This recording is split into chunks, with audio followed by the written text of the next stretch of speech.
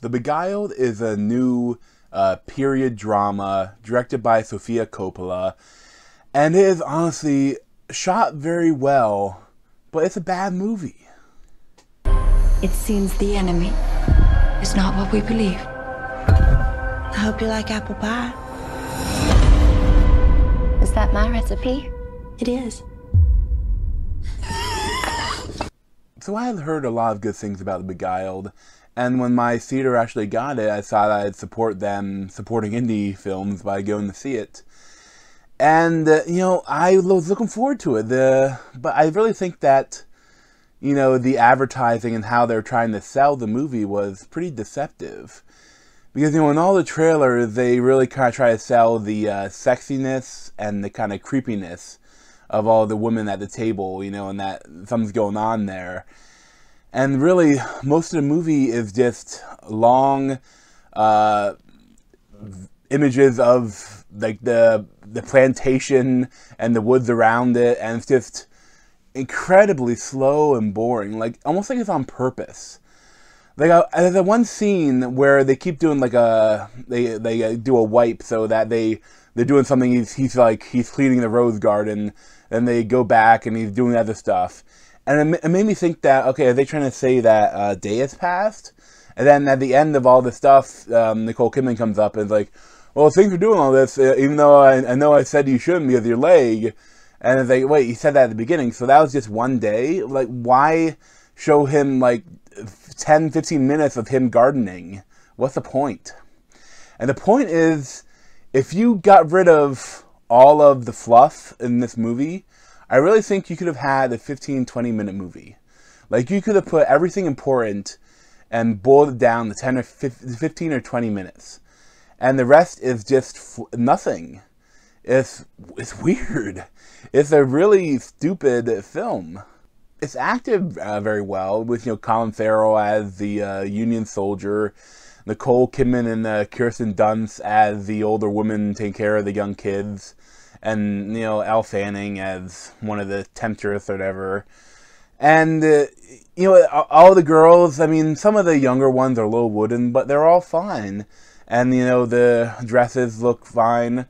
One thing I will say that the dialogue and the voices sound a little modern, but I don't know. I didn't live in that time, so I can't tell you how accurate it was. But my biggest problem with it is just the pacing.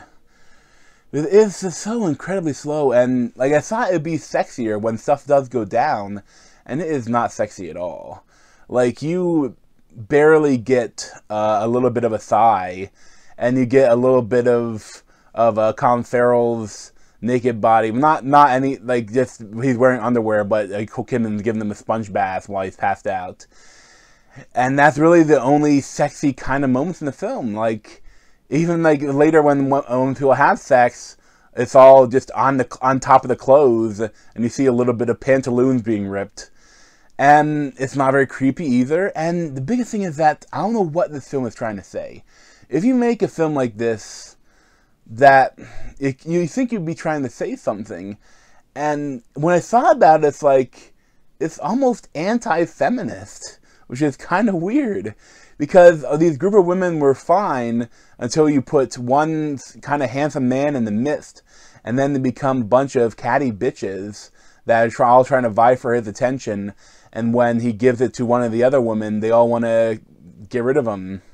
And it's weird. I really didn't like it at all. I kept waiting for something good to happen, something interesting to happen, and I was like, yes, okay, that's a pretty shot. Yes, okay, I know your cinematographer is good. Yes, your directing is decent. Okay, get on to the point. Well, do something. Do anything. And they don't. It's just him flirting with every girl from the oldest to the youngest. And,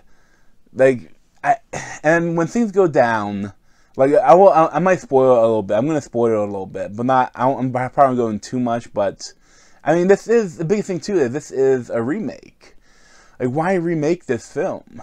It's weird. It's a weird choice for Sofia Coppola, and I really haven't liked anything she's done since Lost in Translation. And with this film, there's so many odd choices about, like, why, right from the beginning to the very end. And I think that if you wanted it to be a little different, you could have made Colin Farrell more of a jackass. You could have made things more creepy when you think, oh, maybe something's going on, or maybe he's trying to use them, or maybe he's like, he wants to have sex with all and make a harem, or anything. But when you think about what Colin Farrell did wrong, you know, other than being a Union soldier that ran away from battle after he got shot, he threw a turtle and he shot the chandelier. That's it. And when you think of what the girls did wrong, and all the women do horrible things to him. Now, I won't say exactly what happens, but, and again, when stuff does happen, I would have liked more violence, or more gore, or anything. It's all very plain, and it's like there's hardly any blood, hardly any, I would say like an image of something, and then it's like nothing. It's very weak film. It has really nothing to offer to anyone. I'm really surprised that they gave her the award for Best Director, and there are a lot of good reviews for it. Because, I mean, even as an art house film, I really don't think there's much to offer in it. Also, regarding Colin Farrell's choice that makes the shit hit the fan, I really think if they wanted to do that, they should have made some of the other ladies in the movie uglier, or something, because he made an odd choice. Like, he did not pick the prettiest woman at the place. But, you know, I guess, you know, she was supposed to be that person, but, And as a whole, it's just, I would not recommend it. I give it like a 4.5 out of 10 or something like that. Like, it was not a good film. I mean, I was bored, and there's nothing to enjoy about it, and has nothing interesting to say. So it's not like you can enjoy it as an art piece. Like, you say, yeah, that's a pretty shot, but who the fuck cares? And, you know, don't go out to see it. I really don't recommend it. There's no point in seeing it. So, thanks for watching, and you can check out my other reviews around my head, or subscribe to me over here. Thanks.